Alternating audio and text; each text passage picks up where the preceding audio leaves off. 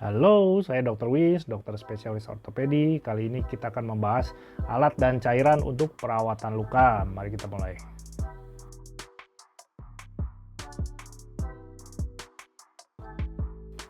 Di poliortopedi, sering pasien menanyakan tentang alat dan cairan yang digunakan untuk perawatan luka.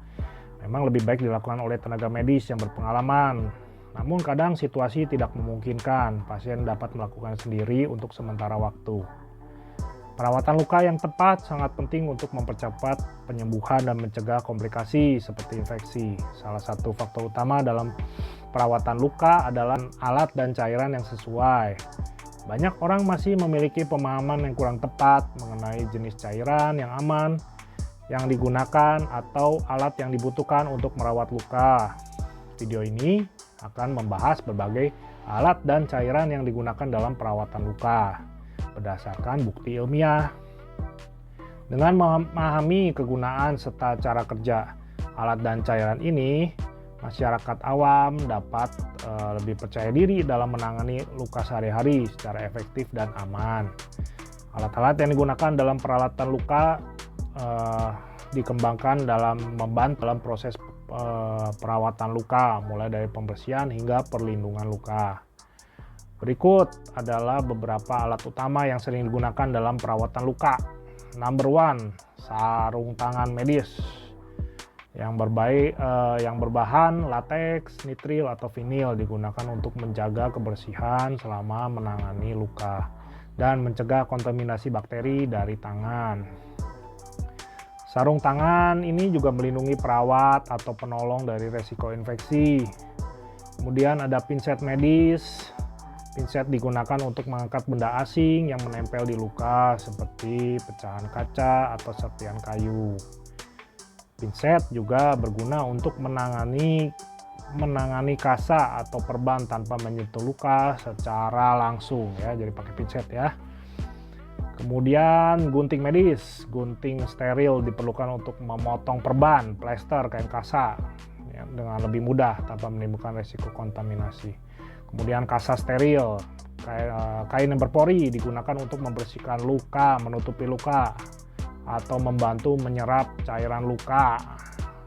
Penggunaan kasa yang steril dapat sangat penting untuk mencegah infeksi. Jangan pakai kain sarung, oke? Nomor 5, plester luka dan perban. Jangan pakai lakban atau double tip, oke? Plester luka digunakan untuk menutupi luka kecil, sedangkan perban digunakan untuk melindungi luka yang lebih besar. Perban elastis dapat membantu menjaga luka tetap tertutup tanpa terlalu menekan jaringan di sekitarnya. Lalu ada alat irigasi luka, shearing atau botol semprot. Shearing itu suntikan. Pembersihan luka dapat dilakukan dengan alat irigasi seperti alat suntik tambah jarum dengan botol semprot yang memungkinkan aliran cairan dan tekanan yang cukup untuk menghilangkan kotoran tanpa merusak jaringan sehat. Lalu perekat medis, adhesive tape ya digunakan untuk menjaga perban tetap pada tempatnya tanpa menyebabkan iritasi kulit. Ada berbagai jenis perekat medis yang disesuaikan dengan sensitivitas kulit dan jenis luka. Kemudian cairan yang digunakan dalam proses perawatan luka. Cairan yang digunakan untuk membersihkan luka harus dipilih dengan hati-hati agar tidak merusak jaringan yang sedang dalam proses penyembuhan. Berikut adalah beberapa jenis cairan yang umum yang digunakan dalam perawatan luka. 1. Larutan salin, larutan garam steril NaCl 0,9%. Rekomendasi utama untuk membersihkan luka adalah larutan salin atau larutan garam steril dengan konsentrasi 0,9%. Larutan ini memiliki osmolalitas yang mirip dengan cairan tubuh sehingga tidak menyebabkan iritasi atau kerusakan jaringan. Salin sering digunakan dalam metode irigasi untuk membersihkan luka dari bakteri dan kotoran. Kemudian 2. Air mengalir bersih. Dalam kondisi darurat, air mengalir bersih dapat digunakan untuk membilas luka, terutama jika tidak tersedia larutan salin. Beberapa penelitian menunjukkan bahwa air bersih yang mengalir memiliki efektivitas yang hampir sama dengan larutan salin yang dapat mengurangi resiko infeksi luka. Lalu 3, antiseptik luka, povidone iodin, klorheksidin, hidrogen peroksida. Beberapa cairan antiseptik digunakan untuk membunuh bakteri dan mencegah infeksi, tetapi penggunaannya harus hati-hati karena dapat merusak jaringan yang sehat. Yang digunakan jangan digunakan secara berlebihan. Kemudian povidone iodin, aduh ini ada mereknya ya, mereknya nggak usah disebutin ya. Memiliki spektrum antibakteri yang luas, tetapi dapat menghambat penyembuhan jika digunakan secara berlebihan. Biasanya digunakan untuk luka yang beresiko tinggi mengalami infeksi. Lalu klorheksidin memiliki efek antiseptik yang lebih lembut dibandingkan iodin dan sering digunakan dalam perawatan luka bedah. Lalu ada hidrogen peroksida H2O2 digunakan untuk menghilangkan kotoran dan bakteri dari luka. Tetapi dapat merusak sel yang sedang beregenerasi jika sering digunakan.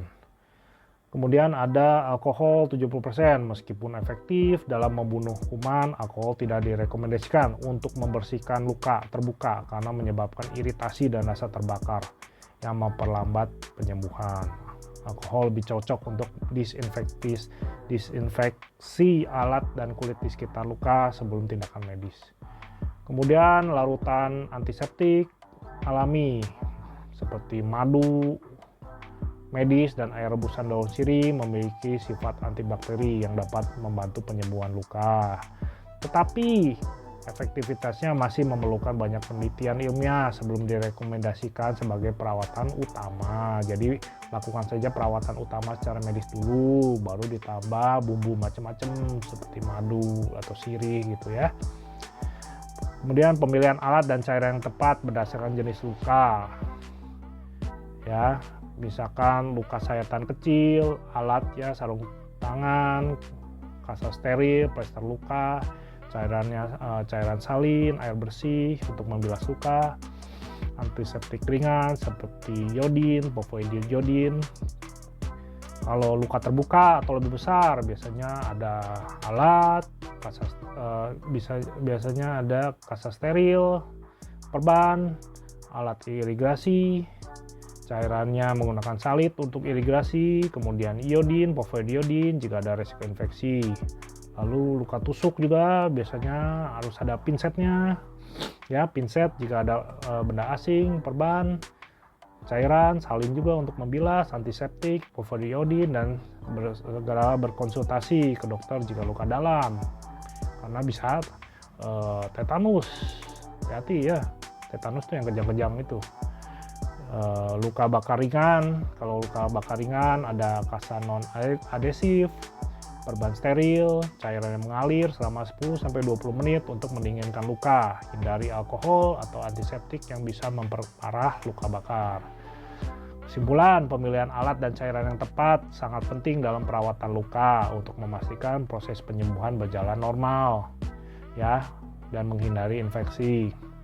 Larutan salin adalah pilihan terbaik untuk membersihkan luka, sementara antiseptik seperti povidone iodin hanya digunakan dalam kondisi tertentu. Lalu penggunaan alat steril, kasa steril, pinset, dan perban juga membantu menjaga kebersihan luka dan mempercepat proses penyembuhan. Dengan pemahaman yang baik, dengan perawatan luka, maka akan menjadi lebih cepat penyembuhannya dan efektif. Oke, tulis di kolom komentar jika ada pertanyaan. Saya Dr. Wins, dokter spesialis ortopedi. Sampai bertemu kembali di topik menarik selanjutnya.